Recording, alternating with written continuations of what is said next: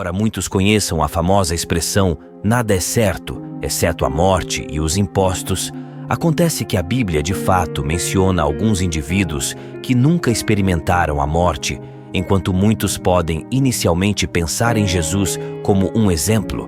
É uma crença central no cristianismo, de acordo com os evangelhos, que Jesus realmente morreu antes de sua ressurreição dentre os mortos. No entanto, a Bíblia realmente nos dá os nomes de 3 indivíduos que nunca viram a morte. A terceira pessoa é o tema de um dos maiores mistérios da Bíblia. Enoque, o primeiro homem na Bíblia que nunca morreu, era um dos descendentes de Adão, não de Caim ou de Abel, mas do terceiro filho de Adão e Eva. Ele também era bisavô de Noé e tinha linhagem de outras figuras notáveis na Bíblia, agora em uma era onde Deus ainda não havia estabelecido um limite de vida de 120 anos, conforme mencionado em Gênesis 6:3. Muitos indivíduos viveram bem além de um século. No entanto, Enoque desafiou as expectativas e tornou-se pai aos 65 anos e, finalmente, viveu até a idade certa de 365 anos. Durante este período tumultuado, antes do grande dilúvio, a maioria das pessoas não andou fielmente com Deus. Eles seguiram seu próprio caminho pelo caminho tortuoso do pecado. No entanto, Enoque se destacou por caminhar fielmente com Deus e desenvolver um relacionamento profundo com ele. Em Gênesis 5, 22 e 24, lemos: Enoque andou com Deus e ele não existia mais, pois Deus o levou. Esta passagem indica o vínculo estreito de Enoque com Deus e o fato extraordinário de que Deus escolheu trazê-lo para o céu sem que ele experimentasse a morte física. Lucas menciona Enoque em sua lista de Jesus. Em Lucas 3:37, também menciona Enoque em uma lista dos ancestrais israelitas antigos que são elogiados por sua grande fé. Hebreus 11:5-6 diz que, antes de ser levado, ele foi elogiado como um que agradou a Deus, e sem fé é impossível agradar a Deus, porque qualquer um que vem a ele deve acreditar que ele existe e que recompensa aqueles que o buscam sinceramente. Em toda a Bíblia, a frase "Deus o levou" é usada repetidamente quando se refere a Enoque. O livro de Hebreus esclarece que esta frase não é apenas simbólica. Significa que Enoque não experimentou a morte como normalmente fazemos. Hebreus 11:56 reforça esta afirmação pela fé que Enoque foi tirado desta vida para que não experimentasse a morte. Ele não poderia ser encontrado porque Deus levou-o embora, pois antes de ser levado, ele foi elogiado como alguém que agradou a Deus. Enoque também foi abençoado com o dom de profecia, ao profetizar a vinda de Jesus Cristo. Este exemplo é retratado em Judas 1:14-15, onde se lê: Veja, o Senhor é vindo com milhares e milhares de seus santos para julgar a todos e condenar todos eles de todos os atos ímpios que cometeram em sua impiedade e de todas as palavras desafiadoras que os pecadores ímpios falaram contra ele. Mas o legado de Enoque não terminou com ele. Seu bisneto Noé também caminhou fielmente com Deus devido à sua justiça. Apenas Noé e sua família foram poupados durante o catastrófico grande dilúvio. A vida de Enoque é um poderoso testamento de fé, obediência e veracidade que agradou a Deus a tal ponto que ele escolheu levar Enoque deste reino terrestre. Imagine que o número 2, Elias, a figura mais popular da Bíblia que não morreu, foi um profeta durante o reinado do rei Acabe e da rainha Jezabel em Israel. Ele era conhecido por sua ousadia em falar contra os ídolos e falsos deuses que o povo de Israel havia começado a adorar. Ele também realizou muitos milagres, como trazer fogo do céu para provar que o Deus de Israel era o verdadeiro Deus. Em 2 Reis 1:10-12, ele foi usado por Deus para trazer arrependimento e reforma em Israel. Durante este tempo, as nações israelitas se afastaram da fé de seus antepassados, abandonando a Deus para adorar ídolos pagãos. Esta mudança para a idolatria foi instigada pelo ímpio rei Jeroboão. Jezabel, a esposa do rei Acabe, era particularmente devotada à adoração de ídolos e influenciou seu marido a construir um templo para o deus pagão Baal. Este movimento desviou muitos israelitas da verdadeira adoração de Deus, testemunhando o declínio espiritual de sua nação. O profeta Elias tomou uma posição contra a impiedade do rei Acabe, incitando-o a se arrepender e retornar ao Deus de Israel. No entanto, o rei permaneceu obstinado e sem vontade de seguir o conselho de Elias em resposta.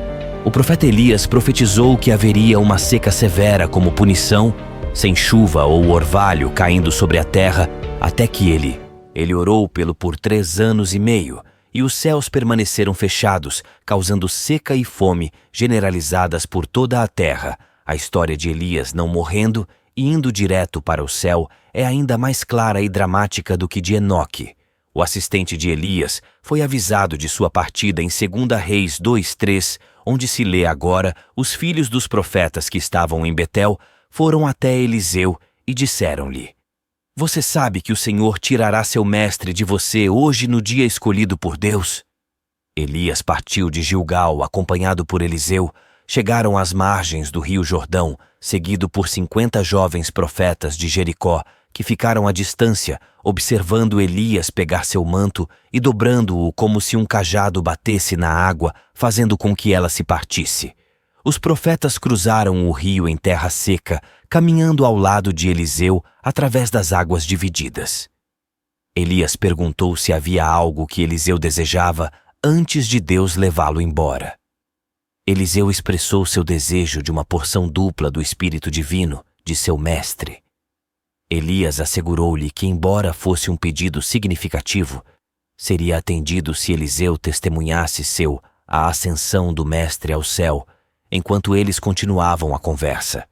Uma carruagem de fogo puxada por cavalos de fogo apareceu de repente separando-os.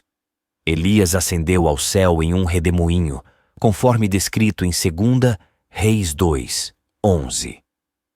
Melquisedeque. Poucos mistérios da Bíblia atraíram mais interesse do que o enigma da identidade de Melquisedeque. Este é amplamente considerado o maior mistério da Bíblia. Em Hebreus 6, você descobrirá que Jesus Cristo, após sua ressurreição, ocupa a posição de um sumo sacerdote após a ordem de Melquisedeque. A tradução de Mofé coloca isso de forma mais direta, afirmando que Jesus mantém um status equivalente com Melquisedeque, descrito como com a classificação de então quem é Melquisedeque primeiro. Vale a pena notarem tanto no Antigo quanto no Novo Testamento que a figura enigmática Melquisedeque serviu como sacerdote do Deus Altíssimo, conforme detalhado em Gênesis 14. Durante esse período, houve uma guerra entre várias cidades-estado antigas em Canaã e na Mesopotâmia, e o sobrinho de Abraão e sua família foi capturado quando um dos homens de Ló conseguiu escapar e entregar esta notícia a Abraão. Abraão agiu armando 38 de seus próprios servos e perseguindo os invasores. Ele os localizou e conseguiu resgatar Ló e sua família, devolvendo-os com segurança às cidades cananeias. Após o retorno de Abraão desta ousada missão de resgate, uma figura misteriosa aparece de repente em cena. Foi Melquisedeque quem se apresentou para ministrar a Abraão. Aqui está o relato em Gênesis 14, 18-20, e Melquisedeque, rei de Salém, trouxe pão e vinho. Ele era sacerdote do Deus Altíssimo. E Melquisedeque abençoou Abraão e disse: Bendito seja Abrão pelo Deus Altíssimo, Criador do céu e da terra. E bendito seja o Deus Altíssimo que entregou seus inimigos em suas mãos. E Abrão deu Melquisedeque 1/10 de tudo, um aviso que Melquisedeque era rei de Salém, que é a cidade de Jerusalém. Salém vem da palavra hebraica que significa paz, que faria de Melquisedeque o rei da paz, o próprio nome hebraico. Melquisedeque significa rei da justiça. O mesmo indivíduo é mencionado no Salmo 104, falando profeticamente de Cristo. Davi afirmou que o Eterno jurou e não se arrependerá: você é um sacerdote para sempre. Após a ordem de Melquisedeque, este versículo é citado novamente em Hebreus 5. 6-10. Hebreus 7. 3 afirma que Melquisedeque não teve pai nem mãe, e não há registro de seus antepassados. Ele nunca nasceu e nunca morreu, mas sua vida é como a do Filho de Deus sacerdote. Para sempre esta é a nossa prova da Bíblia, que ele nunca morreu. Mas isso ainda não resolve o nosso mistério. Então, novamente, quem é aquele que realmente sabe que muitas pessoas acreditam que Melquisedeque era Jesus Cristo? Vamos explorar um pouco esta narrativa em Hebreus 7, 20 a 21. O texto lê que o Senhor jurou e nunca mudará de ideia: você é um sacerdote para sempre com a categoria de Melquisedeque, também seu nome. Ser rei da justiça é um ponto em que muitos se apoiam para fazer essa afirmação. O próprio Jesus disse em Mateus 19, versículo 17, que não há nenhum bom senão um que é Deus. A justiça humana está diante de Deus como trapos imundos. Ninguém pode ser justo. Mas Deus, para que o nome de Melquisedeque signifique o Rei da Justiça, dá a esta narrativa um pouco de vida de volta a Hebreus 7. Lembre-se de que este homem era o rei da paz Salém, de onde Jerusalém era. Então, como pode um homem ser o rei da justiça e da paz? Além disso, o fato de Melquisedeque não ter mãe e nem pai, sem descendência, ou como diz a tradução da Phillips, ele não tinha nenhuma árvore genealógica, significa que ele não nasceu como os seres humanos. Isso não significa que os registros de Melquisedeque foram perdidos sem esses registros. Os sacerdotes não poderiam servir conforme descrito em Esdras 2.